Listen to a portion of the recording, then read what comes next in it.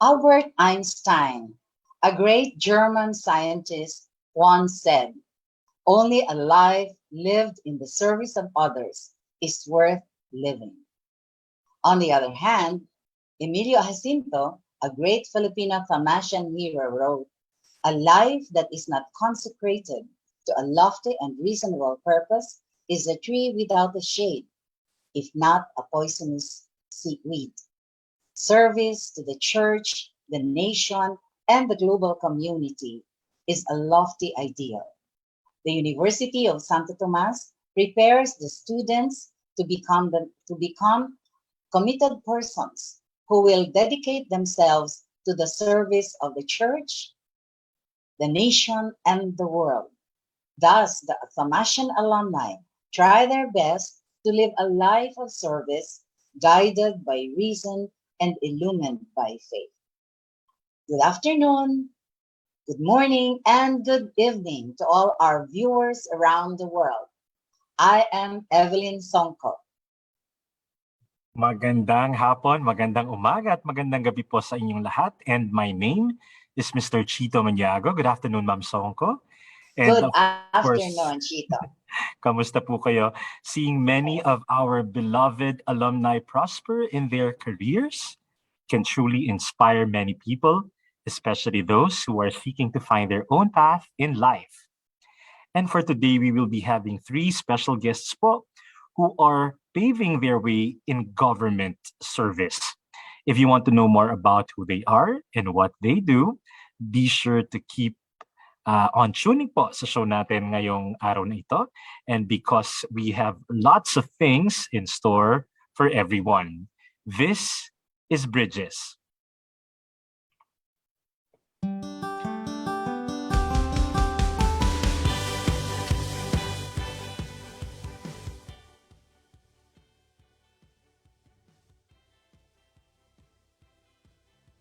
Akala ko, Chito, merong papasok no?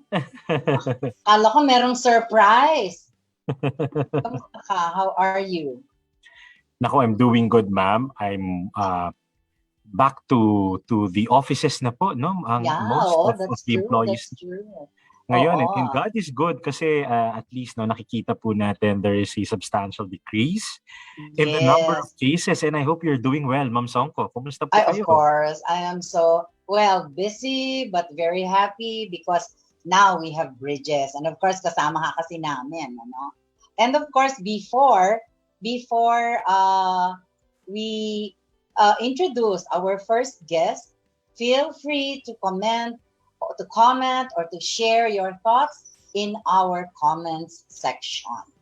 That is right. And so of course, na, Chito?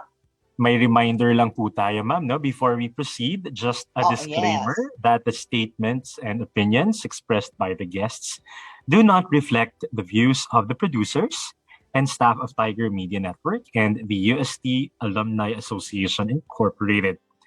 So, yes ma'am, pakilala na po natin ang ating mga special guests for today. Our first guest, Chito. It would be an honor. Our first guest is a graduate of Bachelor of Science in Nursing. He is a corporate trainer, not only in the Philippines, but in Asia. The man behind several successful businesses such as Carl Balita Review Center, which is the biggest and most respected review center in the country today. Meron din pong Ultimate Creatives, an IT company, Life Center Incorporated, a medical wellness and beauty spa, Little Lambs Pediatric Wellness Place, which is the Philippines' first medical spa for children, Pure Care, and Seba Center for Manpower Development and Research. He has also produced the film NARS and the album I Dream. Ma'am? Okay. At ito pa, Chito. Dr. Carl Balita, he is a doctoral degree holder in humanities and in education. He is a graduate from the International Management Executive Program at the National University of Singapore and Stanford University, where he received the highest honors. He is a Golden Dove awardee for public service. He is also a Gandingan Kabuhay Awardee, a Go Negosyo Youth Enabler Awardee, and an Outstanding Kamasian Alumni Awardee. So, ladies and gentlemen, let us welcome Dr. Carl Balita, entrepreneur, educator, doctor, radio personality, ultimate reviewer, and senatorial aspirant. Hello, Doc Carl. Magandang araw po sa inyo. Ang pinakamasarap po dun sa introduction is the Total Award. Oh, Siyempre, syempre Of course. naman. yun po ang Of pinakamasarap course. sa lahat na nabanggit nyo dahil being a Thomasian ay isa pong karangalan na matanggap yung the Outstanding Thomasian Alumni Awards. And I got that in what year? 2016, was it? I think so, 2016. Oh, yeah. Yeah, most probably, yes. That was it. And so we're very happy to have you. Welcome to the show, Dr. Carl Balita. And of course, we also have for our next guest, our second guest completed his Bachelor of Laws degree in 1974. He served as a university president and was of PNU, Philippine Normal University, and he was formerly the Senate Secretary of the Philippine Senate. He is affiliated with SELDA or Samahan ng mga ex-detainers laban sa detensyon at para sa amnestiya, International Visitors Association Program Inc., and the Philippine Constitution Association and the Integrated Bar of the Philippines. Nako, napakagaling, Ma'am Songko. Of course, Very our second impressive, guest huh? also received the following awards. Kasama po dyan ang Most Outstanding Peace and Order Council Presidential Awardee. Siya rin po ay tanging pagkilala National Awardee, Governor of the Year, Gawad Galing Pook and Lingkod Bayan Presidential Awardee. Last October 1, this lawyer and human rights advocate filed his candidacy for the 2022 senatorial race. Ladies and gentlemen, let us all welcome Attorney Lutz Barbo. Good afternoon po, sir. Welcome to the show, Attorney Lutz. Yeah, good afternoon. Perhaps if I may be allowed, I'd like to add the fact that I am a teacher. Oh, yes. You were a I am teacher. a teacher in Samar. Oh. And I have been a teacher at the Ateneo School of Government for more than a dozen years. Oh, yeah. That is so Fantastic. great. I So come teacher by heart. Teacher by Yeah, heart. I come from a Yes. family of teachers and lawyers. Okay. Yan, Thank you educator for pala si being with attorney. us this afternoon. Thank you. So now we go to our third guest. Our third guest today is a retired police officer who served as the chief of the Philippine National Police from May to November of 2021. He graduated from the Philippine Military Academy and of course, hinirang class of 1986 and was also the regional director of the PNP Police Regional Office, the chief and the directorial staff of the PNP. He was also commander of the Joint Task Force of the COVID-19 Shield, as well as deputy chief for operations of the PNP, among others. Ayan. And of course, he has joined the senatorial race in the upcoming 2022 elections under the Lacson Soto senatorial ticket as a Reforma candidate. Alam mo, Ma'am Songko, I'm honored to introduce him this afternoon because if you recall, sir, we launched the Police Magiting Award. Opo, kasama po ang GCash where I am currently connected. So partner po natin ang Philippine National Police dyan, recognizing outstanding police personnel all over the country. So without further ado, let's welcome Sir Guillermo Eleazar. Magandang hapon po. Yes, magandang hapon, Evelyn Chito, sa lahat po ng kasama natin dito. By the way, I graduated PMA 1987. Pero before that, I stayed in UST just for a year, College of Engineering. Yes. Opo, at ako'y Oo. nagpapasalamat nga dahil ako'y naging honorary or associate member of our alumni association.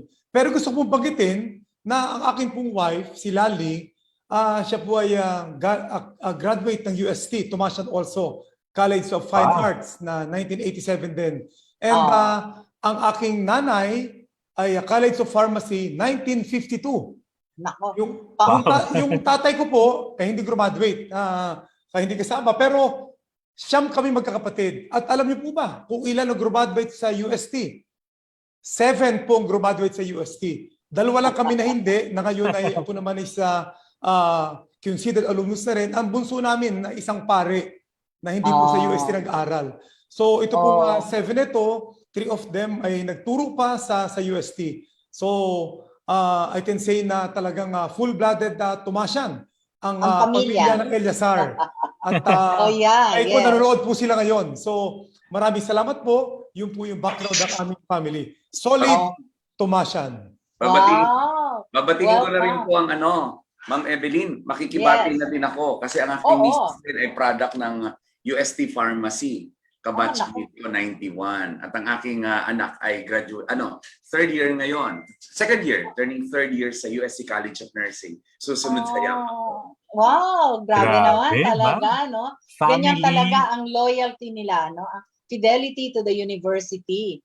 Yan ang matatawag talaga nating family of Tomasians talaga.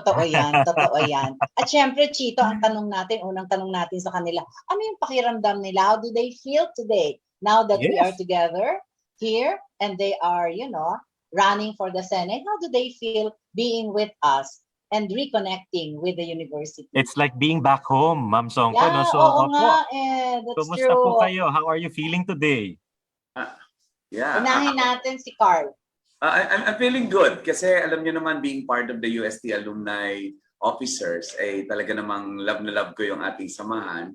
Pero more than that, I think it's about time. We're not here only to tell you who we are. We're here to tell you our commitment to the UST spirit, to the UST values. Yun po ang gusto kong sabihin. Kasi alam nyo, dami po kami, 50 plus po kaming kandidato. Pero mahalaga po dito, sino talaga yung may Tomasian values. Para sa Tomasian, para yung alam mo yun, importante kasi po yan na makita natin ang ating pinanggalingan at makumit sa Alumni Association at sa university na kami pa rin yung mga batang dumaan dyan sa university, nangangarap, subalit ngayon ay tumatakbong nangangarap na maglingkod sa bayan. That's what I feel.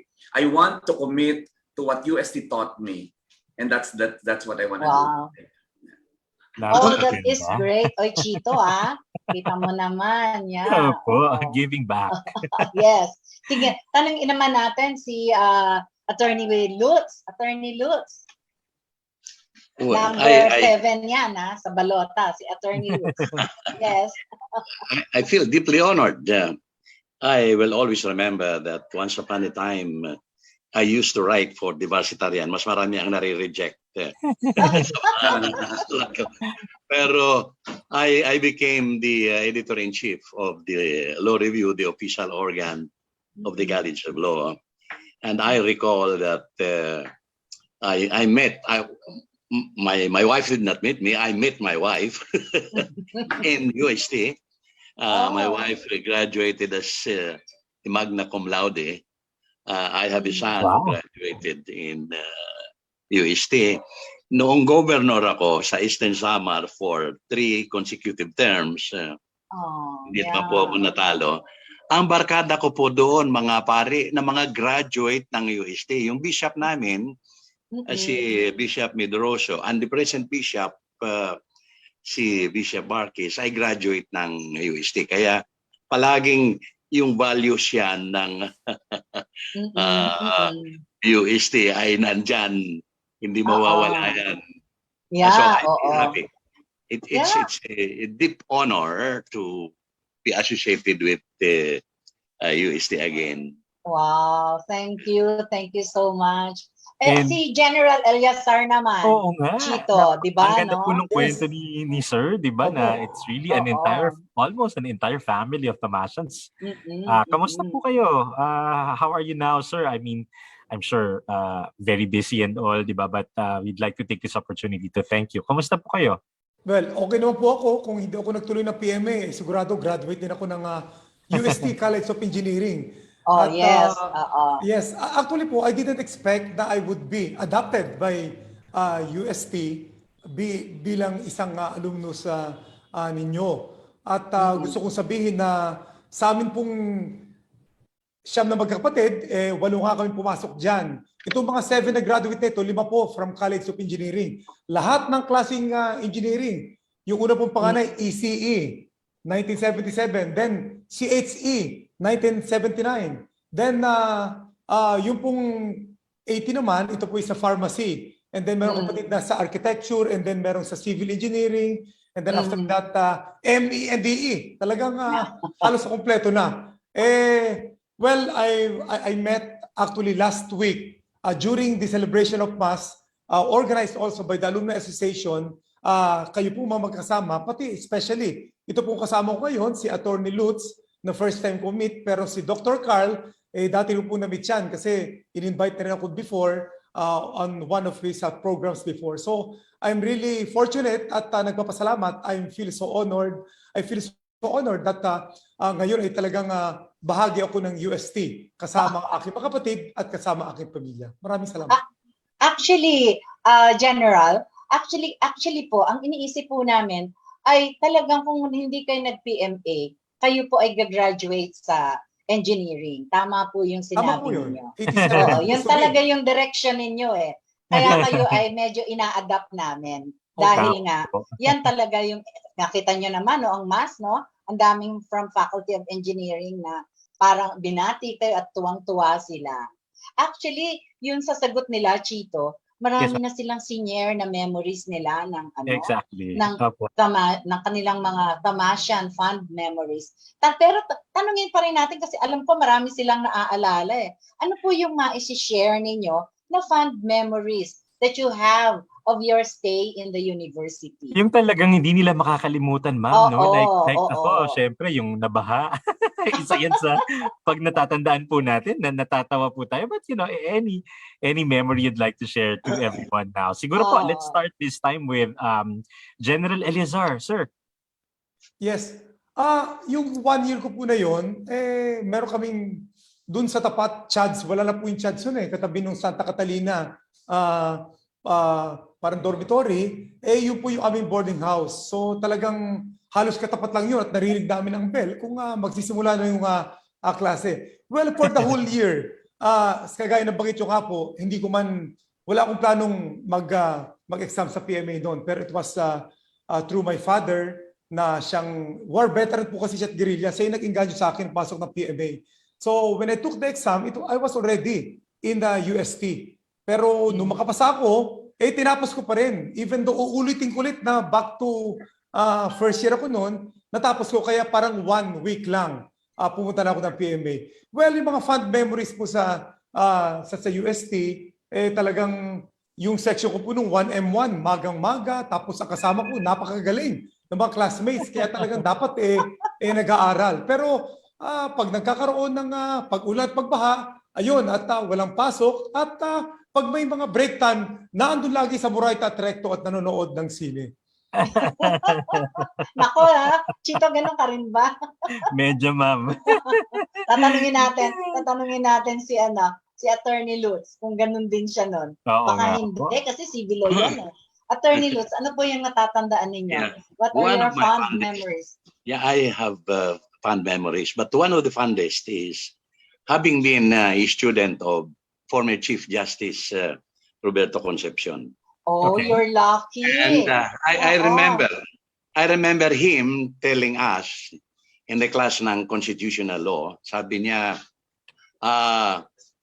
I advanced my retirement by 3 or 4 months because I cannot trust this administration. Mukhang yung martial law style na ito ay contrary sa mga democratic ideas na napag-aaralan natin. And that is why, sabi niya, you young people, you have got to get into public office. You have to get elected so you can change the whole corrupt, irresponsible system of governance and politicking. And I remember saying, but sir, that is a dirty, politics is dirty. And he said, You did not realize. precisely. And he said, precisely, who else would cleanse the dirty atmosphere of politics if not young, idealistic people like you are? I need to see you in public office. And I remembered him. But I forgot him when I was appointed as OIC governor by President Cory Aquino. I forgot all about it until I was asked by our group, including the bishops and the priests, who were saying, okay, you run, because I did not want to run for public office. I never wanted to be in politics, notwithstanding the fact that my grandfather was a town mayor in our place. I see. Yeah, but I was telling them, no, I am not interested. And they were saying, we will do the whispering hope, according to the... So the inspiration, Attorney Lutz, the inspiration came to you even as a student. Yan. Yes, that's correct. That's Yeah. correct. Si Carl naman. It was not only an inspiration, it was a challenge. Oh, yeah, Former true. Chief Justice said, I want you, young men and women of goodwill, those of you that are idealistic, go to public office because, well, it's a rewarding Tama yan, job. tama yan. Oo. If you, if you do good. That's Yes. right. Now Dr. I Carl, remember him. kaya naman po, Dr. Carl, what's your fond memory you can't Marami think of? yan si Dr. Dali. Carl. Ay, oo nga. Marami, pero may dalawang pumapasok sa akin eh. Yung una, yung first day in school. Yung first day in school na probinsyano ako, taga Mindoro, hindi sanay sa Maynila, may punto. Tapos na nagpakilala yung mga kaklase ko, puro valedictorian at salutatorian. Tapos sa mga eskwelahan, mga Philippine Science High School, Manila Science High School, ganun yung mga school. So nai-insecure ako sa sarili ko. Nung tumayo ako, sinabi ko lang na I came from Calapan, Oriental Mindoro. At ang kailangan ko lang sabihin is mukhang hindi nila alam kung nasaan yung Calapan. Sabi nilang ganun. Saan yun? Ang sabi ko lang sa kanila pinakilala ko na nasa Oriental Mindoro. At nung sinabi kong Mindoro, sabi niya, so, mangyan ka, sabi sa akin. Yung iba, yung first day of school. And at sabi ko, mangyan ako because pag taga Mindoro ka, proud ka na sabihin mangyan ka. Yes. Kasi kaibigan mo yung mga mangyan at saka wala namang masama na ikaw ay indigenous. Although hindi ako. Pero sa aming taga Mindoro, madalas na biro yun. Pag nalaman taga Mindoro, mangyan ka, tinatanggap namin yon.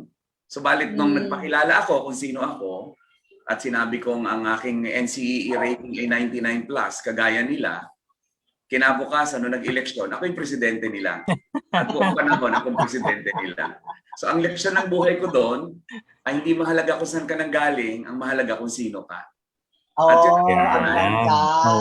Ang ganda naman. Chito, I think, ang ganda nung sinabi niya, no? Hindi mahalaga kung saan ka nanggaling. Mahalaga kung sino nga. ka. Diba? And as long as you are, Ma'am Chito. Songko, di ba? As long as you are destined for something, you pursue it, you embrace it. Ang ganda nung sinabi ni Dr. Carl. Naku, nakakatawa, Ma'am Songko, lahat ng mga kwento po nila, no, it really humanizes the conversation altogether. But siguro po at this point, we have specific questions, no, for our guests this afternoon. So, Pero syempre siguro may specific question for each of them. Pero gusto ko lang malaman kung ano yung lesson learned from UST that they continue to apply in their life today, no? And I hope they will continue to apply in when they become senator, you know. Exactly. Sige nga po. O ikaw, Chito, sige, ikaw ang mag-assign kung sino unang sasagot. Sige po, unahin natin si siyempre po ang aking idol si Attorney Lutz Barbo na talaga namang parang bawat salitang lumalabas sa kanyang bibig ay word of wisdom, Ma'am Songko. Attorney Lutz, I love listening to you this afternoon. Can you go ahead? Ano po ang napaka-importanting lesson, no, or value you've learned from the university, of course, Attorney? During a time when there was a very turbulent rally, magaling kami magtakbuhan. Ako, tumatakbo ako matulin talaga ako tumakbo. Tumatakbo ako kasi may nambabato. Hindi namin alam kung saan nanggagaling ang bato. Pero nung nakita ko si Father Legazpi, who was at the time the president of UST, a Filipino priest, and hinaharap niya yung merong mga Metrocom doon. Hinaharap niya. Lumalapit kami kay Father Legazpi. And he was saying na ang pagrarally, basta peaceful, ay garantisado yan ng batas. Wag kayo mananakit. I don't know if he was referring to Juan. Hindi ko naman alam kung mga pulis yun o mga sundalo. Dahil doon sa mga island, doon sa mga kalsada, di ba may island doon na nakaharang doon? Ang nakasulat doon, Marcos, budang ina mo. Okay po. So anyway, talagang mukhang galit na. Kaya pag sumusugod yung mga pulis, tumatakbo kami. Ang humaharap naman sa mga pulis ay si Father Legazpi. And I was telling myself, here is a man of the truth. Here is a man of God. At pinupuntahan yung mga nananakit sa amin. And he was saying na, stay put for as long as wala kayong ginagawang masama, you fight. Stand up for your rights. And I did. Ang nangyari lang, nung naging abogado ako, I was giving free legal assistance. I even argued at the Supreme Court. Bihira mag-argue sa Supreme Court, but I had the opportunity to argue sa Supreme Court. And I won that case. And ang ponente pa naman, si Chief Justice T.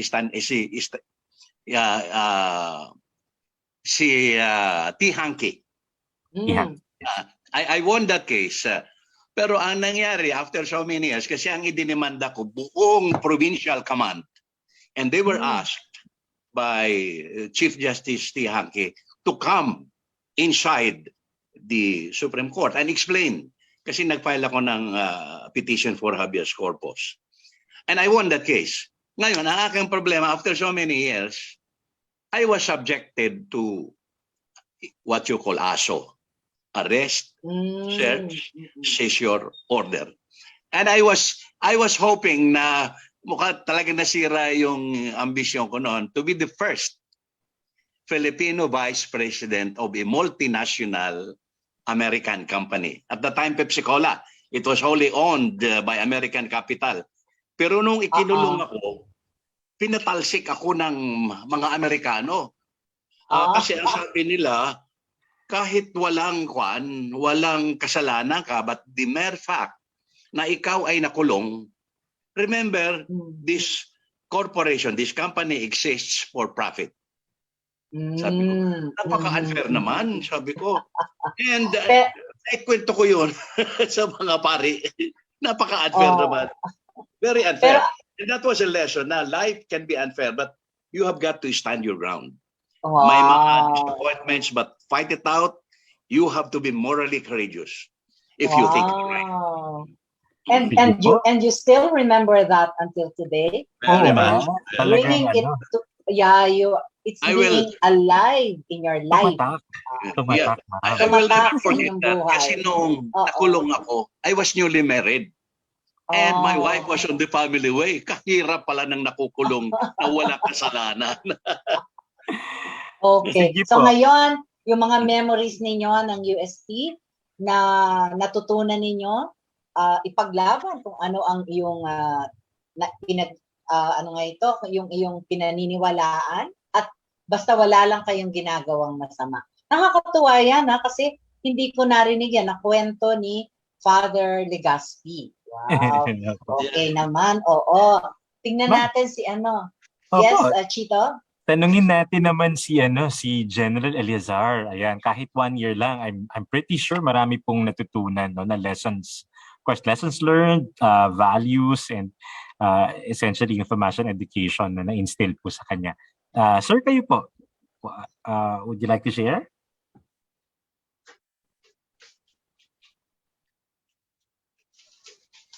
No sound. Walang sound. Baka Yes, baka- yeah. Yan Okay, po. thank Sige you, po. Chito. Yeah, just like Dr. Carl, maaring si Attorney Lutz, probinsyano rin po ako. And yung experience ko na culture shock, pagpunta sa UST noon, naramdaman ko rin noon.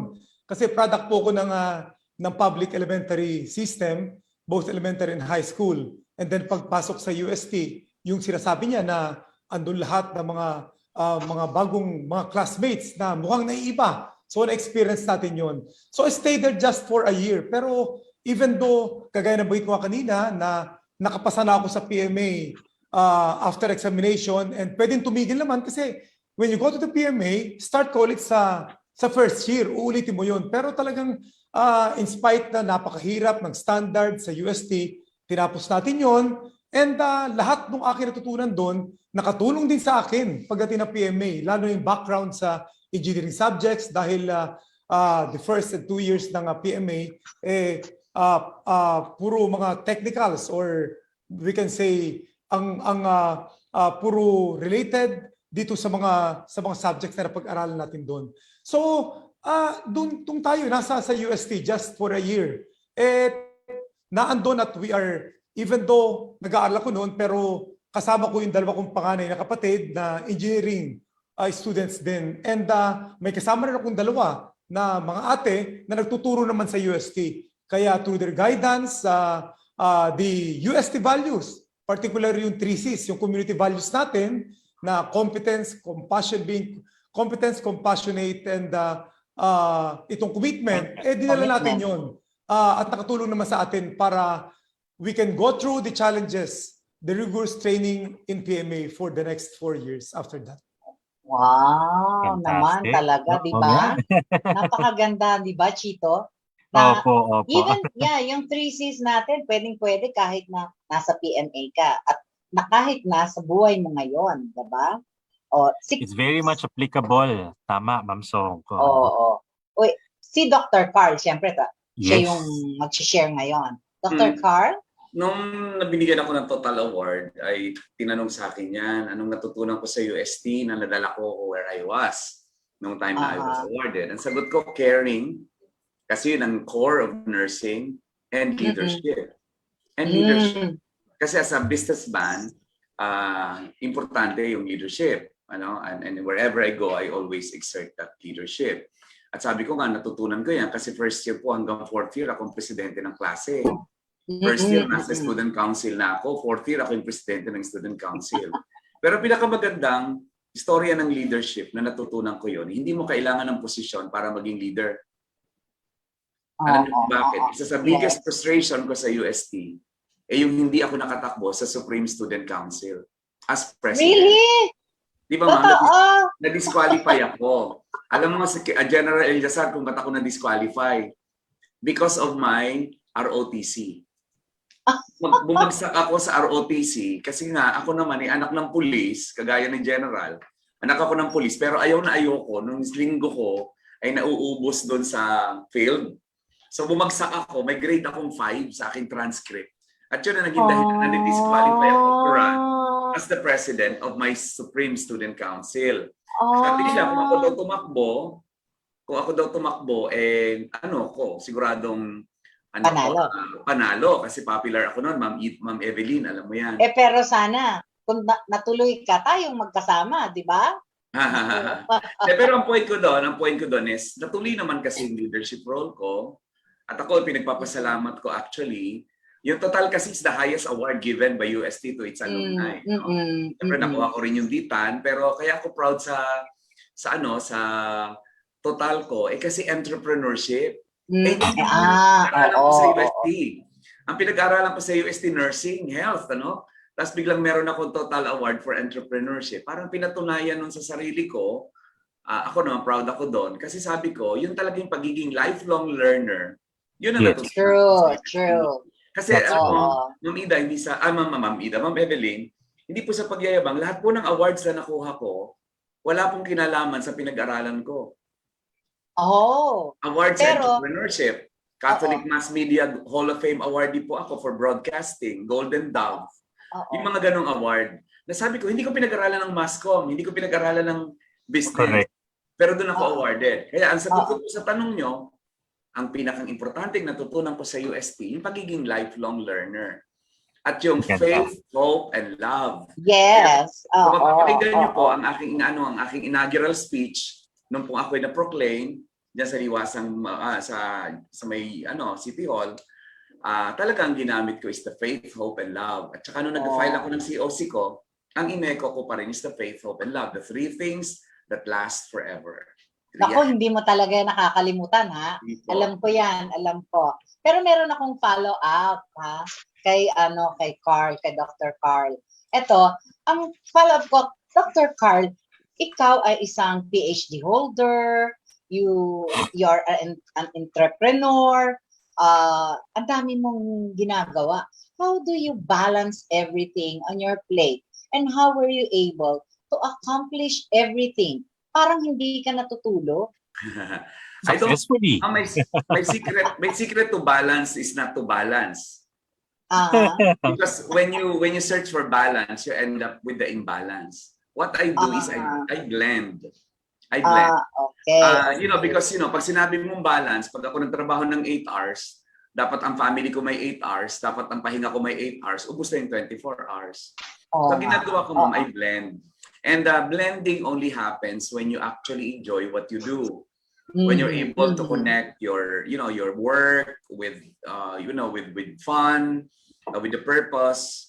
I think people fail to achieve the balance because they are trying so much to have a balance.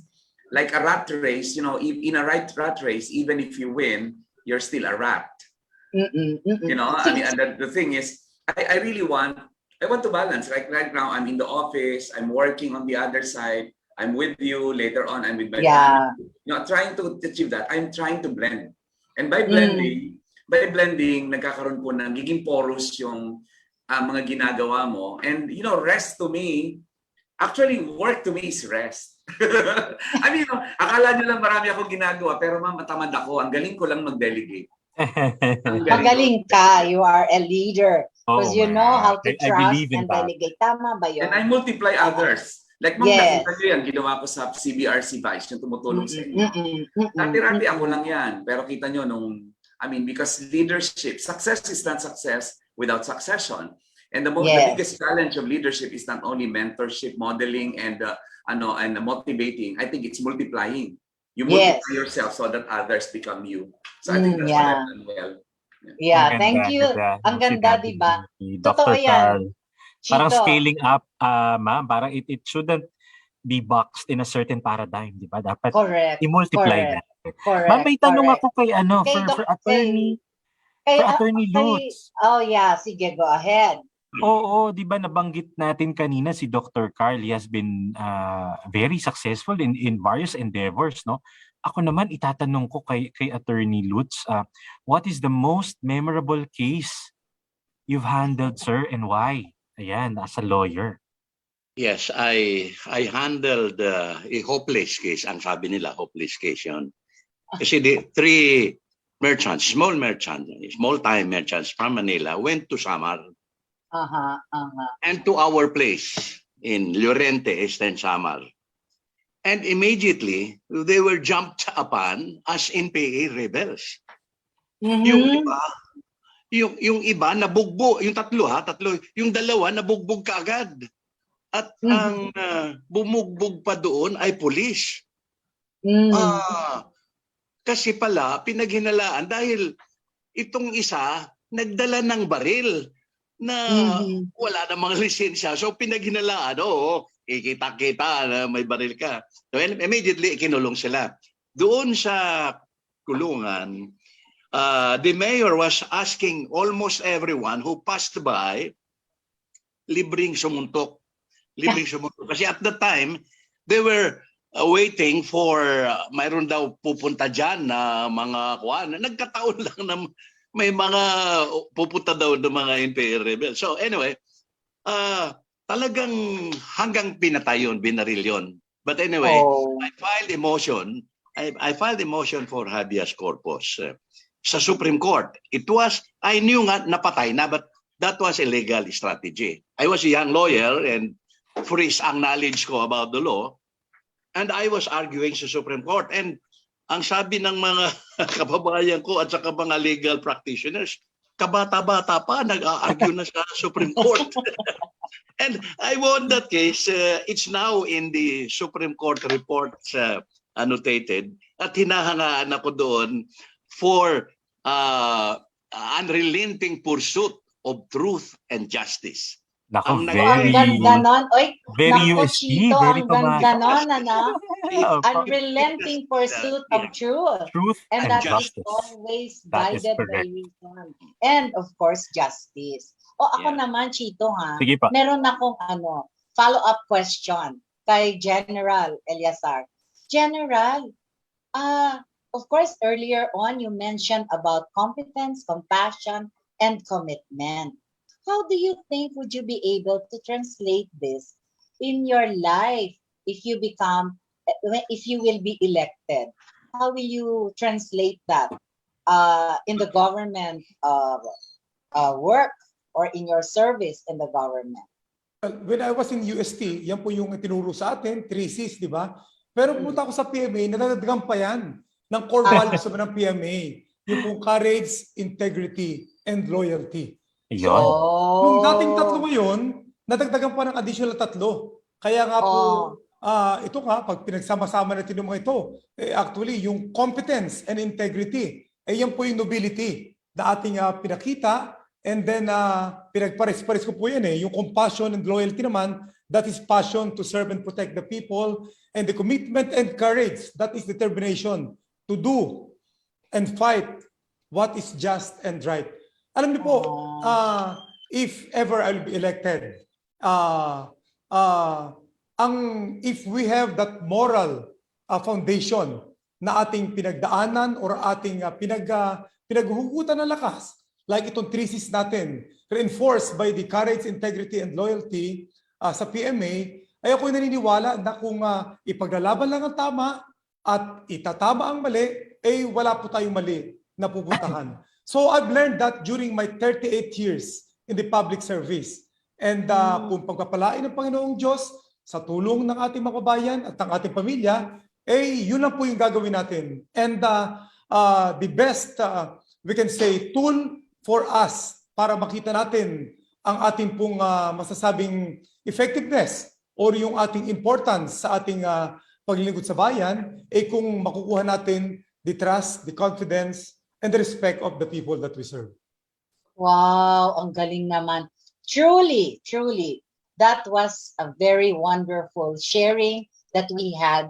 And our 3 senatorial aspirants are really, they really have in their hearts the core values of the Tamasians that we really are actually holding dear in our hearts.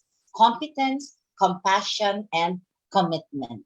Indeed, I was inspired, and I think, Chito, you were also inspired. And I really hope, beautiful insights. Yes. Biro mo yan, ha? The core values that we have in the university, they translate it into life. And it is not difficult because you just do what you believe in, live what you believe in, and then you will be able to serve others through that. Okay? And therefore, indeed, we are inspired, and we hope our viewers have been inspired also by what our candidates have shared with us, their stories, their memories of the University of Santo Tomas. That these were Dr. Carl Balita, Attorney Lutz Barbo, and General Guillermo Eliasar. And of course, Yeah. Ma'am Songko, we have one Yes. more segment in store for everyone. So Yes. ito pong segment na ito parang up close and personal, no? We learned more about the personal lives, the experiences of our three guests this afternoon, specifically, no, yung naging karanasan po nila sa UST, and later on, nako, ang vision naman po nila para sa ating beloved Philippines ang maririnig natin. So, our dear viewers, don't go away. Don't go anywhere because Bridges will be back shortly.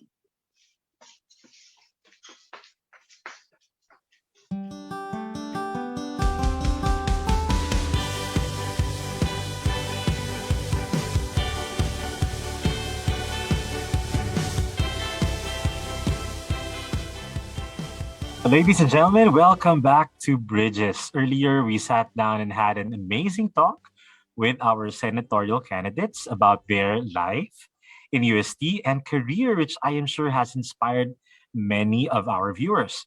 But now let's delve further into their advocacies and, of course, their plans as senatorial candidates.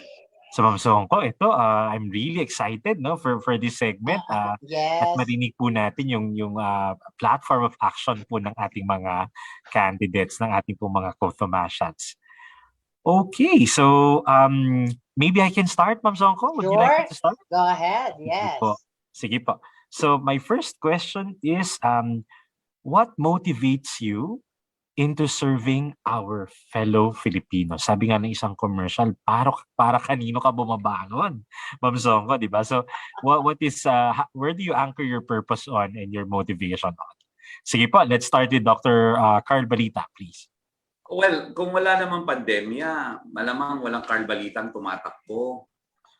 Alam nyo, ang nag-motivate sa akin dito, sabi ko, Lord, bakit yung tatlong sektor ng buhay ko, yun ang nasalanta ng pandemya? Di ba? Dual health professional po ako. I'm the first nurse midwife to run in the Senate. At sabi ko, alam niyo na sino tinawag nating heroes? Di ba yung mga nurses, yung mga health frontliners, pero yung allowance nila tagal-tagal maibigay and so on. Saka alam ko bilang health professional na may magiging ambag ako. Ilang taon ako naging profesor, naging dekano, at sabi ko may magagawa ako. Pangalawa, yung edukasyon.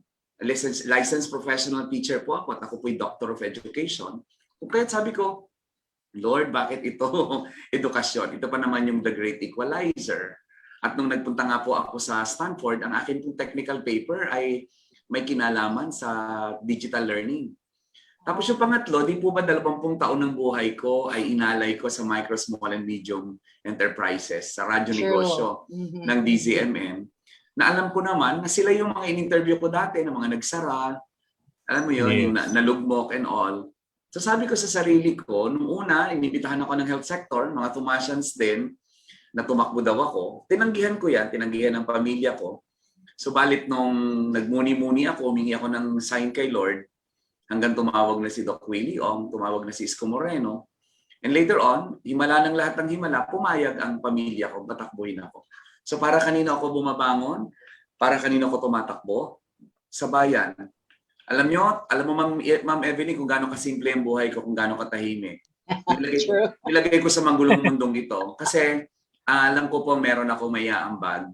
At I think na-miss natin ang isang Juan Flavier sa Senado na professional ng kalusugan, ang Raul Rocco, na alam naman nating edukasyon ng tinulang. Kaya ako po'y kalusugan, karunungan at kabuhayan. Yan po yung plataforma ko. Yan ang dadalhin ko. KTK. Nako, ang ganda. Salamat po. How about you, General Elizar? Kayo po, what motivates you po para paglingkuran ng ating mga kababayan? Para sa akin, yung strong desire na patuloy na maglingkod at magtrabaho pa. I've been in the public service for 38 years. And later part, ito nga, being the PNP, I've seen the deep connection between peace and order and the social problems na nakita natin, lalo na nung nakita natin yung bigger picture at saka yung complexity nito. Para sa akin, ito yung parang nagtulak sa akin na gusto ko pa na ipagpatuloy ito. That is one, yung ating strong desire. Another thing is yung energy. Kasi nag-retire ako last November, feeling ko kaya-kaya ko pa at bata pa para patuloy pa na pwede pa tayong magtrabaho at maglingkod sa ating bayan, plus yung capability with experience, the skills, and the training na pinagdaanan natin, na nakita natin we've been enforcing laws for so long a time. Nakita natin yung mga batas na tingin natin is dapat ma-improve or really working or dapat palitan. So pwedeng pagpatuloy pa at makatulong sa other way or means of serving the people, which is itong sa pagtakbo sa Senado. So yung pangatlo, yung opportunity. Alam nyo, nagretiro po ako na November 13 last year. And parang naisip ko nga, bakit may 2 araw para pwede pa mag-avail ng substitution. So ito yung opportunity na nabukas sa akin. May mga tao o partido nagbigay ng pagkakataon para may avail ako to just in case mag-decide ako at pumayag ang pamilya ko. At merong mga kandidato na nagbigay daan para makapag-avail ako ng substitution. And the last one probably is a blessing. Kasi nakita ko sa aking serbisyo with the support of my family, sa tulong ng Panginoon Diyos at yung tulong ng PNP and the public na sinerbisyohan natin sa napakahabang panahon, nakita ko na naandon ang kanilang ang paniniwala na nag-engganyo sa akin para subukan itong bagong larangan ito. Anyway, we are in a democratic country and mas maraming tumatakbo, mas maganda. And ayun nga, ito ipinaubayan natin sa Panginoong Diyos at syempre sa tiwala or paniniwala ng ating mga kababayan. Salamat po. Attorney Barbo, how about you po, sir? Yes, ang tanong, ano bang nag-udyok sa akin, bakit ako tumatakbo for senator? I remember, naaalala ko kasi palagi yung kasabihan, it's better to light a candle than curse the darkness. Ang tingin ko, ang gobyerno natin has much to improve, has much to be desired.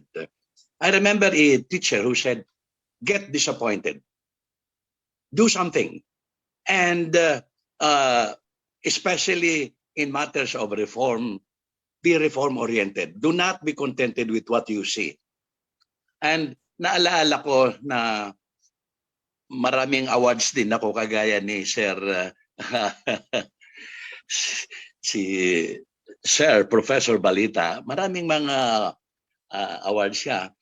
I remember at one time noong binibigyan ako ng award sa Malacanang, the highest award given by the Civil Service Commission to government employees, which is the Lingkod Bayan Award.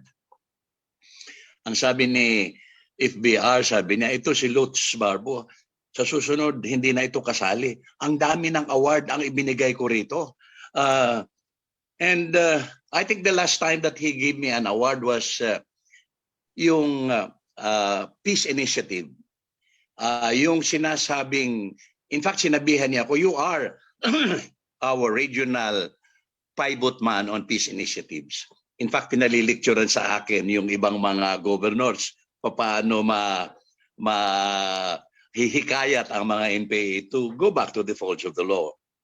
And I remember that moment noong meron akong pinasurrender na top-notch na NPA rebel. NPA, yung Eastern Samar used to be infested with NPA. Nagsusupply ang mga taga Eastern Samar ng mga NPA sa Panay Island, sa Cebu, sa Leyte. And I remember that noong kinausap ko yung commander, sabi ko, bakit ba kayo nag-NPA? Ang balita ko, ikaw ay magaling sa klase. Although hindi naman nakapag-college. Ang sabi niya kasi dahil sa korupsyon, dahil sa malayo na ang gobyerno sa mga tao, yung mga siniswelduhan ng gobyerno na magtrabaho ay hindi nakikita at kung makita man ay nag-i-snacks ng tig-3 oras o hindi umuwi kaagad o bumabalik kaagad sa opisina. And these are the things. Kaya sabi ko, if we have got to reform and correct the deficient, dysfunctional, non-functional, because I am discontented. I'd like to do something. Halimbawa, if I have still the time, if yung number 1 ko, yung uunahin ko, gusto kong mag-file kaagad on matters regarding corruption. Dapat sa certificate of candidacy pa lang naka-attach na yung SALN. At saka dapat meron kang authorization kasi ang ating mga accounts ay hindi pwedeng buksan ng AMLAC. It is only upon our voluntary agreement na sige, buksan ninyo. We are going. Ako gusto kong gawing compulsory yan, mandatory. Kasi kailangan natin maibsan ang korupsyon. We have got to be very strict on corruption. Because even the Constitution makes mention na kailangan ang gobyerno magkakaroon ng effective measures to fight corruption. Maraming nawawala sa gobyerno. Gusto kong baguhin yun. And I'd like to be discontented for as long as I am not in the Senate. And even if I am in the Senate, I will pursue that advocacy na it's about time. Kaya nagugustuhan ko si Manny Pacquiao pag sinasabi niya, alam niyo ang hangarin ko, ipakulong lahat ang mga magnanakaw. Normally ang mga magnanakaw ay mga sinungaling. Chito. Nako, marami silang ipapakulong. Nako, maraming salamat po. Tignan niyo yan, Chito. Salamat po. Ang mga motivations sa plataforma nila. na nilatag ni Attorney Lutz. May plataforma na kaagad si Attorney Lutz. Agad. Yes, Yun ma'am. nga actually ang itatanong ko di ba? Sige pa, Ma'am So, sa Sobo. kanila, marami yan, marami silang dahilan. Mahalaga yung mga dahilan nila. Mga motivation, serbisyo, kalusugan, reforma. Ito yung nagpo-push sa kanila para tumakbo. Kaya nga gusto kong tanungin sa kanila, ano yung kanilang plataforma? What will be their top priority when they get elected? Si Dr. Carl tsaka si General Eleazar. Baka Sige. di ba, ma'am? Kasi nasabi na ni Attorney Tama Lutz, po. kung ano yung plataforma niya. Correct Sige, po. tanungin natin silang dalawa. Yun. Sino unahin mo? Si Dr. Carl, ayan. Yeah. Although may patikim na kanina, but I'd love to know more about his parang platform of government. Yeah, Sir. doon sa kalusugan, kailangan alagaan yung tagapag-alaga. No, kaya isusulong ko yung Omnibus Positive Practice Environment Act.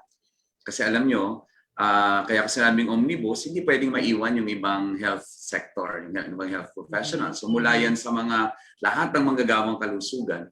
Bakit positive practice environment? Alam nyo, kung sweldo lang ang itataas natin, hindi yan walang panama yan sa totoong sweldo ino-offer sa kanila overseas. So there has to be more. And the concept of positive practice environment, hindi lang sweldo. Kailangan tingnan mo yung security of tenure, tingnan mo yung continuing professional development, tingnan mo yung kanilang career progression, tingnan natin yung kanilang, yung future career, continuing professional education nila and all. Yun yung sa kalusugan. Kasi although napakahalaga po ng function ng Senador, yung oversight function, lalong-lalo na sa Universal Healthcare Law. Sisiguraduhin po natin na may enough resources so that the Universal Healthcare Law will fly. Yung mental health issues natin, may nasa plataforma po lahat yan. Gusto ko siyang i-expand as a psychosocial concern rather than just a mental health issue. Sa larangan naman po ng edukasyon, gusto ko po tumawag ng EDCOM, Education Commission. Nangyari po yan noong 1990. At ngayon po may 4 na big forces kung bakit kailangan natin ng EDCOM. Number 1, yung EDCOM 1 noong 1990. Number 2, yung K-12. Kailangan na pong ma-revisit. Ma-check yan. Ma'am Evelyn, you're very familiar with this language. Yes. Number 3, bago po dumating ang pandemya, pinag-uusapan ng Industry 4.0 na magbabago ng landscape ng world of work. Pag nagbabago ang world of work, kailangan magbago yung competency outcomes ng ating education. Kung kahit importante yan. At syempre, pang-apat, yung post-pandemic education. And lastly, para naman dun sa kabuhayan ko, ang gusto ko po doon, Ma'am Evelyn, Sir Chito, yung tinatawag ko Micro-Enterprise Commission, na kung saan magkakaroon ng one-stop shop ang mga micro-enterprises para ma-enable sila. Alam niyo kung bakit? Oo nga. Oo. Ang nasadlak kasi po dito sa pandemyang ito, yung micro. At kung gusto nating makabangon yung mga yan, sila po yung pinakamabilis makakabangon. Kasi maliliit lang sila. So kung gusto nating iahon yung ekonomiya, yung pong 89% of all the businesses in the Philippines are micro, pero they are responsible for a lot of jobs and a lot of economic activity. Ito kailangan natin silang tulungan through the Micro-Enterprise Commission. At marami pang iba, mahaba po yun pag ni-explain ko isang araw. Kaya nga, no? Doon ako na po 3. Kalusugan at kabuhayan. Ako. Karunungan. Kalusugan, kabuhayan. Ma'am Evelyn, ihabol ko lang para masaya ka. Para masaya ka. Alam mo yung sweldo kasi ng mga teachers sa atin, hindi siya attractive. No? Kasi kung kaya nating magsweldo sa mga police, kagaya nila general, ng entry point at 29,000. Ang atin po mga teachers, 24 lang ang entry. Hindi naman siyempre yung police kailangan talagang taasan. Yung nurses, 37,000 yun. Sabi ko, kung kaya natin magsweldo na gano'n sa ibang yung entry level, we have to attract the best and the brightest. We have to look into the salary, and the benefits of the teachers, not only in public but also in private sector. At wag silang masyadong pahirapan sa masyadong maraming administrative tasks and clerical jobs. Kailangan matuto silang, trabahuhin nila yung galing nila yung pagtuturo. Yun po. Ganda. It's about time. Mo, ha? Pati teachers kasali. Okay, diba? that is great.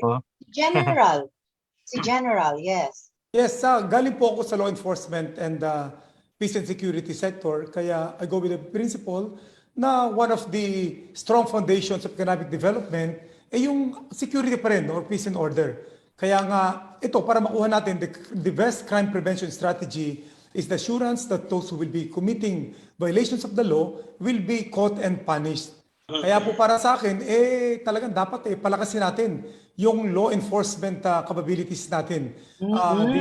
The investigative and operational capabilities by using the modern approaches on these aspects. Kailangan natin palakasin yun with the use of the state-of-the-art technology.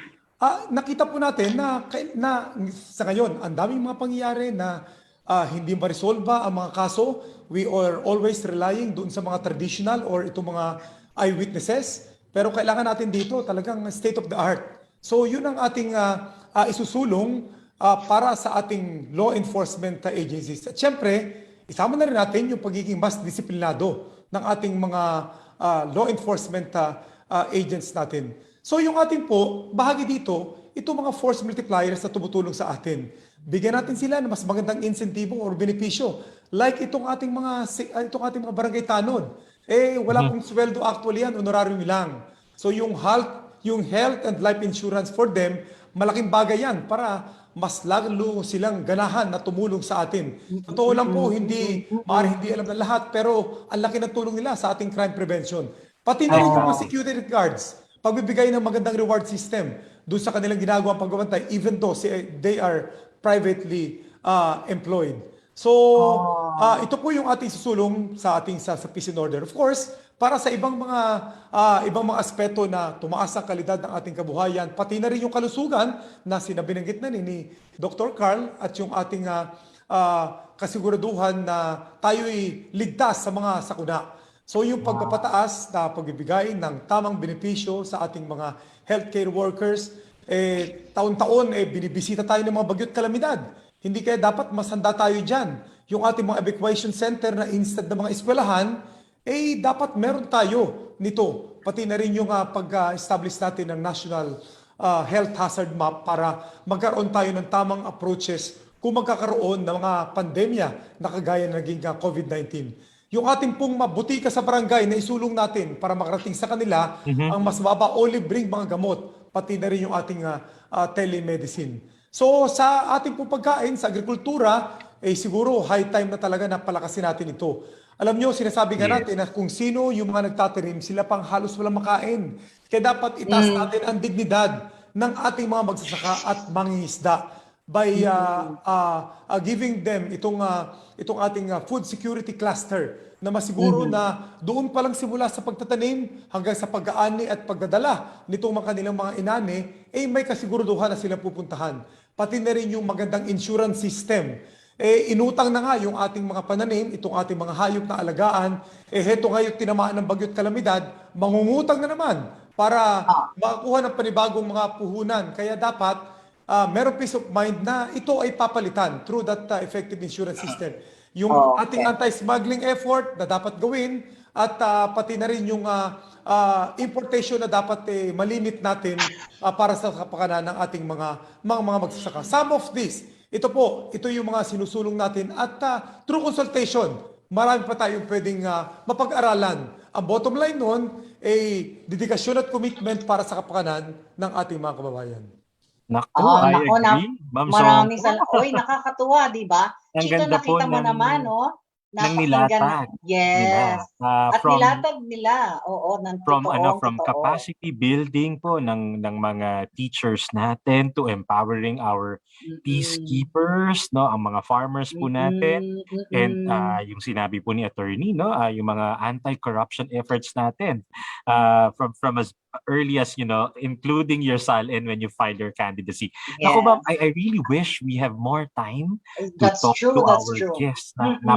Busog na busog po tayo and we learned a lot from them. But siguro just before we close this fantastic session this afternoon, we'd like to ask all our special guests to give their closing message. Probably a message to all our students, no, at ang mga nakikinig po Sa ating natin. viewers, yes. Sa mga viewers po natin, no, about nation building and serving the country. So let me start with Dr. Carl Balita. Sir? Ayan.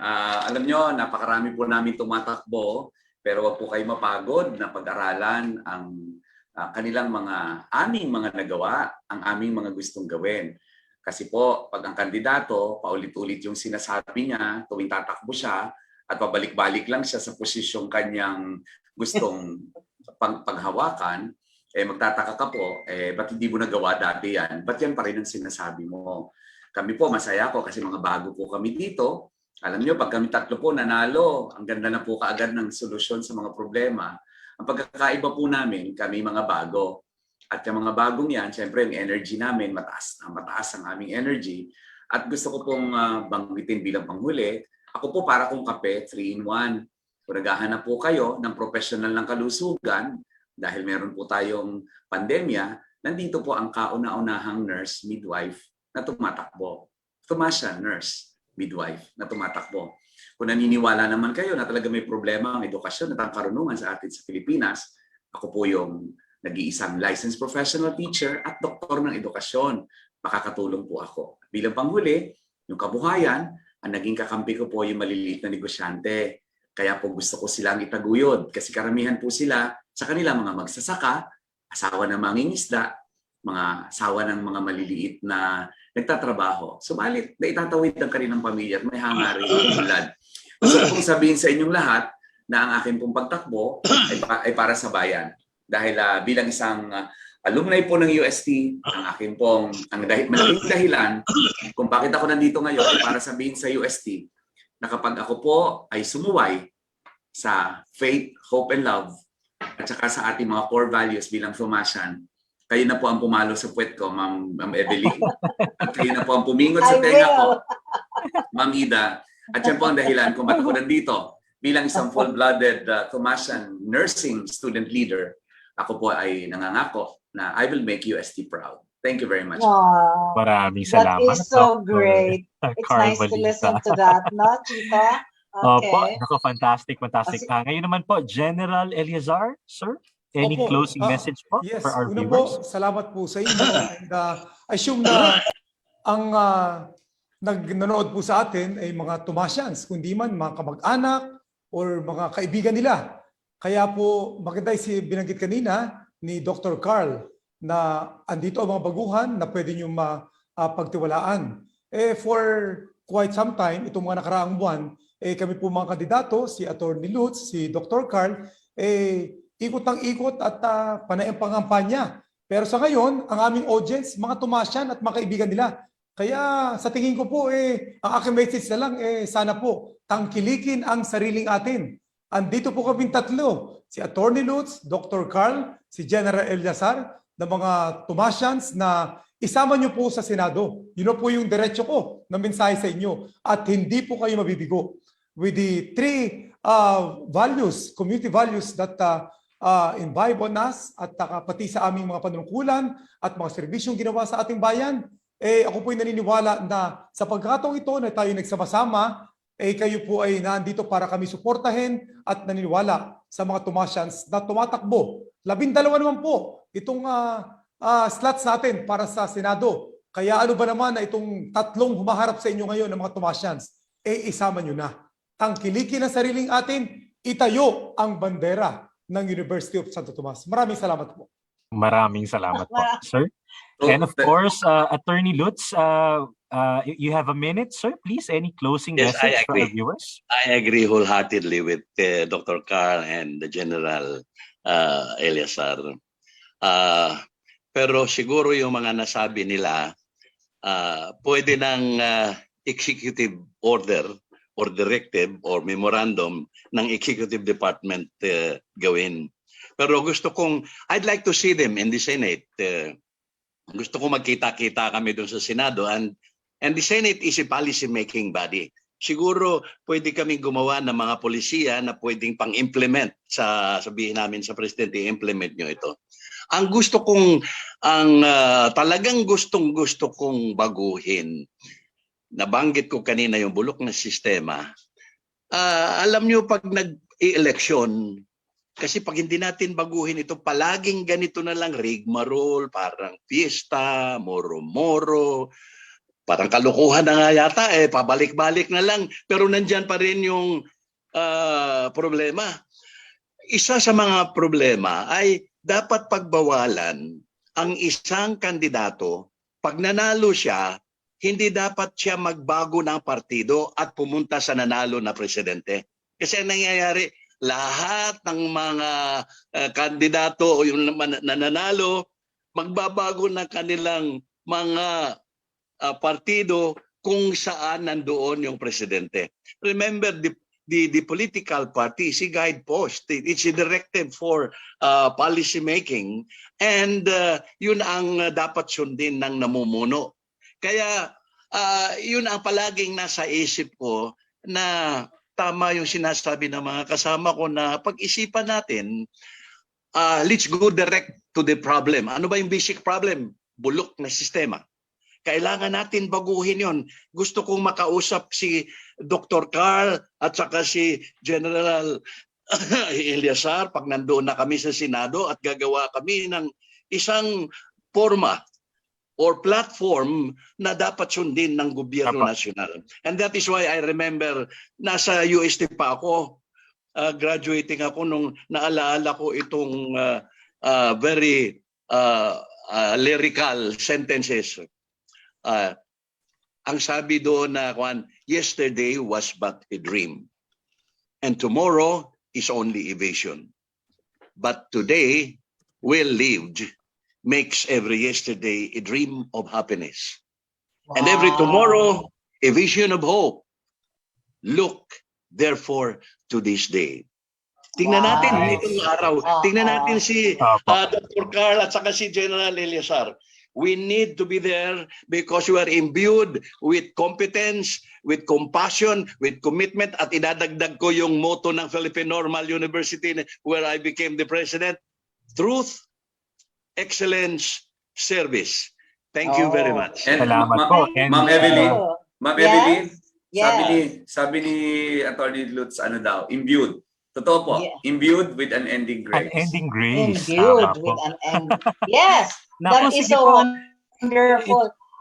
Such Go a ahead, privilege, Chito. Ma'am Evelyn, no, to be able to talk to such brilliant individuals this afternoon about their passions and how the journey has been to get to where they are today. You can really get a lot of insights. Naku, talaga pong nakita natin and serve as your motivation and drive to continue doing what you love. Yes, and therefore, that concludes today's episode of Bridges. We hope, sana po, inaasahan natin, no? Lahat ng mga nag-tune in today ay may natutunan, merong take-home, and that they will really get involved as citizens. So it is important for us that we, in our involvement as good citizens, we do research, we learn about the candidates, and we will be able to vote critically and wisely. And if you don't want to miss any of our succeeding episodes and or shows, well, don't forget to check out the UST Alumni Association Incorporated Facebook page. And of course, again, maraming salamat po, Dr. Carbalita, General Elizar, Attorney Barbo. And indeed, we build bridges of faith, hope, and love. There will always be a bridge to tomorrow. Thank you everyone for joining in on the fun for today. I am Chito Maniago. And of course, thank you to our guests. We wish you all the best. I am Dr. Evelyn Songko, and this has been Bridges. We'll see you in our next episode. God bless. Thank you. Thank you very much. Bye-bye. God bless you. Mabuhay kayong lahat. Salamat Buhay po. tayo. Thank you. Salamat po.